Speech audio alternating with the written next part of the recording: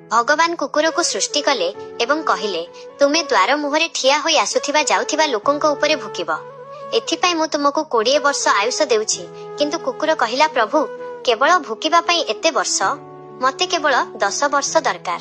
द्वितीय दिन भगवान मांकड़ को सृष्टि कले एवं कहिले तुमे लोकंकर मनोरंजन करिवो, नाना प्रकार खेल देखाइबो एवं समस्तंकु हसाइबो। एथिपाई मु तुमको मध्य 20 वर्ष आयुष देउछि। मांकड़ कहिला 20 वर्ष जाए डियाकुदा कले तो मु मरीजिबि।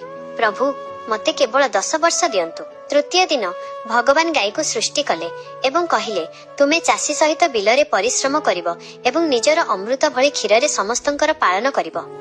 एथिपाई मु तुमको 60 वर्ष आयुष देउछि।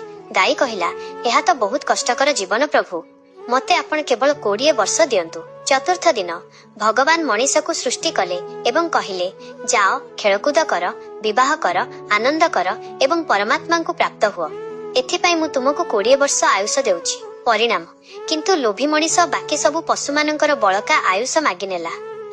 सेही वर्ष गुड़िक सहित सेही पशु मानकर समस्या मध्य मनीष पाखकु आसीगला।